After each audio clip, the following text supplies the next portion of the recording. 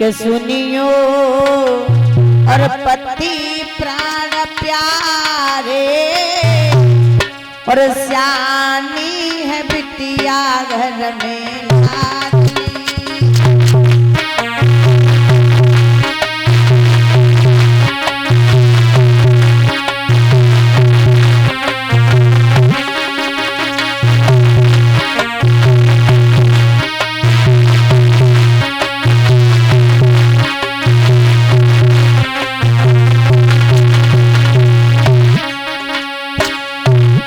सुनियो पति प्राण प्यारे श्यानी है बिटिया घर में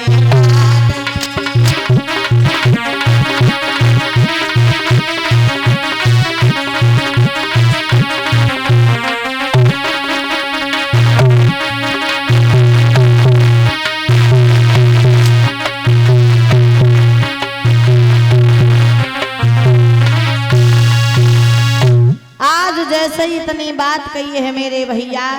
और इसी बीच ये जो चंदा में दान आया है 1100 रुपए आए हैं तिलक सिंह भैया जी जो कि सराय के रहने वाले, और 101 रुपए आए हैं आशा राम राजपूत भैया जी की तरफ से जो कि ये भी ग्राम सराय के रहने वाले, इनकी तरफ से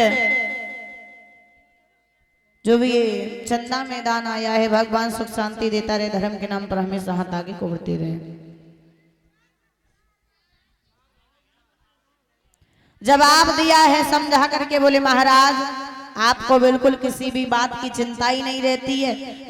घर में बेटी जवान हो चुकी है, सियानी हो गई है, शादी की योग हो चुकी है, लेकिन आपको बिल्कुल किसी बात की चिंता ही नहीं। जैसे ही इतनी बात कही महाराज ने जवाब दिया, महारानी तुमने बात तो बिल्कुल सही कही है, हमारी बेटी रुक्मणी शादी की योग हो चुकी है और हमें बिल्कुल इस बात की चिंता ही नहीं थी। जवाब दिया आज ही जाकर के हम रुक्मणी के विवाह के बारे में चर्चा चलाएंगे।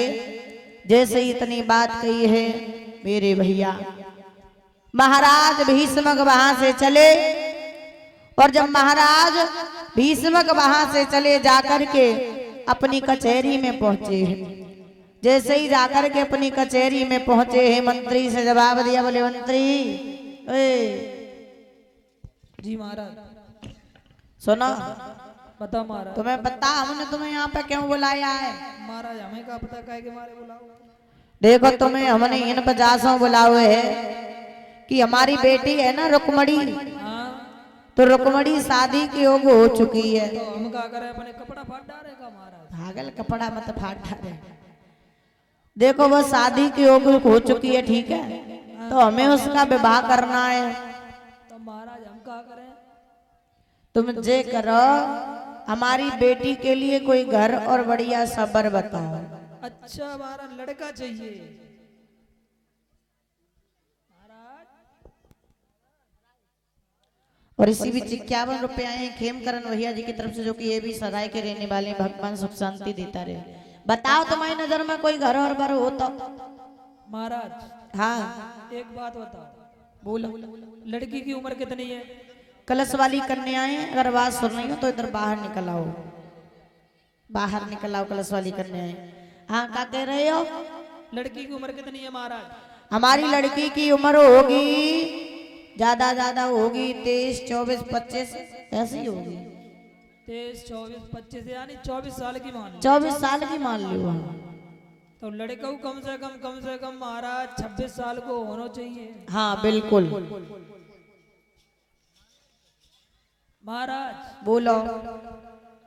रुक जाओ मैं हिसाब लगा ले पहले, तब तुम्हें लड़का बताए। लगाओ। और ये इसी बीच 101 रुपए आए हैं जो कुलदीप राजपूत भैया जी की तरफ से जो कि ये भी ग्राम सराय के 101 रुपए आए हैं जो गोविंद राजपूत भैया जी की तरफ से, इनकी तरफ से 101 मुद्राएं हैं जो चंदा में दान कर रहे हैं। भगवान सुख शांति देता रहे, धर्म के नाम पर हमेशा हाथ आगे को बढ़ते रहे। हाँ बोलो महाराज। बोलो। हिसाब बिल्कुल सही लगो हुआ है। कैसो? अगर महाराज एक लड़का ना मिले, हाँ, तो 6.5 साल के 4 ढूंढना है तो कैसे रहे? पागल हो गए हो का? जब बताओ हम अपनी एक लड़की को विवाह और जे चच्चन के संग में करेंगे। देखो महाराज 4 लड़कन के संग में फायदा है। कैसो? देखो एक तो खेत में काम करते रहे, अच्छा एक गाय को सानी देते रहे, अच्छा एक दरवाजे पे खड़ो रहे, भगवान की कृपा से एक आध अगर लड़की होगा तो राड़ना हुए। पागल मत बनो, हमारी एक लड़की है, कोई चार चार लड़की ना है, कोई एक लड़का बताओ। एक लड़का बता हमारा। हाँ एक लड़का हाँ बहुत सुंदर। बहुत सुंदर। सामने देखो उधर, किधर वो उधर, किधर अरे ये इधर देखो, किधर? उधर महाराज सामने वो खड़ा है, अरे ये खड़ा है महाराज, किधर है? वो सामने खड़ा है महाराज, ये बैठा उधर, उस तरफ देखो, इधर क्या देख रहे हो? किधर है किधर है? वो खड़ा है वो, अरे ये बैठा है इधर महाराज, उधर बता रहे। हाँ तुम हमें सारा समझ रहे, कितने जा रहे हो? वो सामने। एक ही झापड़ में भेड़ हो जाइए बे। महाराज लड़का बता रहे हो, भेड़े हुए नहीं है। तू लड़का बता रहे हो, तू इशारा अपनी तरफ कर रहे हो। हाँ? कोई कह दे हमने अपने गाय करो ही ना ऐसा रो। बताइए ना। अपना कॉलर संभाल रहे थे हम तो। बता जल्दी बता। एक लड़का है, बहुत सुंदर है, बहुत अच्छा है, एकदम ब्यूटीफुल। कौन है? धर्मराज युधिष्ठिर। उसके साथ में नहीं करेंगे। क्यों, उसमें क्या कर? अरे वो बहुत लड़ाकू है, उसके साथ में नहीं करेंगे। लड़ाकू है, लड़न दे, लड़ाई की तो बात ही है। अरे नहीं, उसके साथ में नहीं करेंगे, कोई दूसरा लड़का बताओ। एक लड़का और है महाराज। कौन? दुर्योधन। उसके साथ में तो बिल्कुल नहीं करेंगे। उसमें क्या कमी है महाराज? वो तो बहुत ही बड़ा, उससे ज्यादा लड़ाकू, बेक नंबर का बेईमाना लड़ाकू है।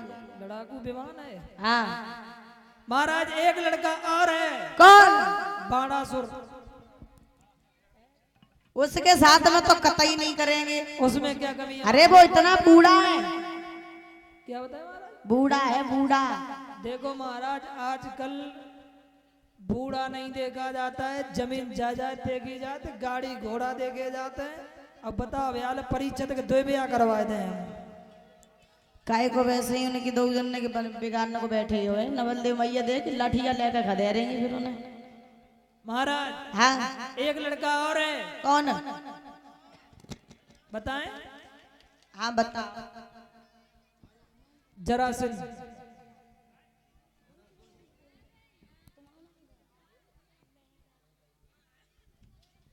और इसी बीच जो हमारे गुरुदेव जी हैं योगेश शास्त्री जी, जो उनकी बेटी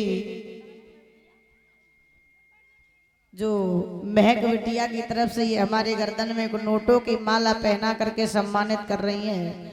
भगवान सुख शांति देता रहे, धर्म के नाम पर हमेशा हाथ आगे को बढ़ते रहे। क्या बता रहे हो मंत्री? महाराज बोलो। एक लड़का और है, जरासंध।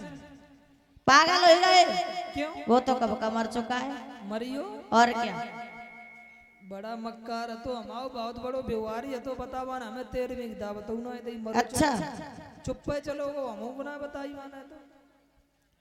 महाराज दोबारा बुलाए दें, कल सोई करने दोबारा पहुंच जाओ, तुम झइये बैठी रहो।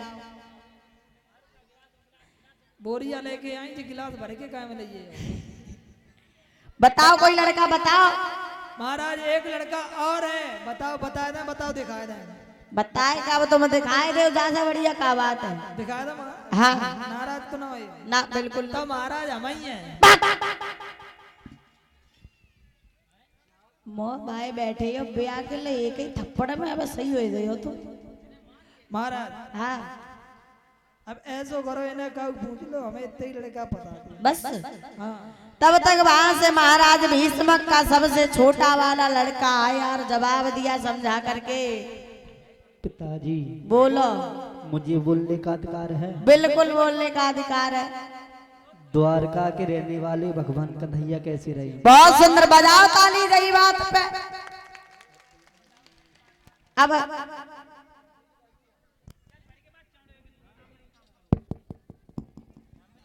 आज गुरुजी तुम उतने काय बैठे, तुम्हें तय आए जाओ, तुम्हें हम कल्लू बुलाते रहे, तुम कल्लू उतने बैठे रहे। जहां बैठो आएगे, जहां पे आ जाओ, उठे आओ।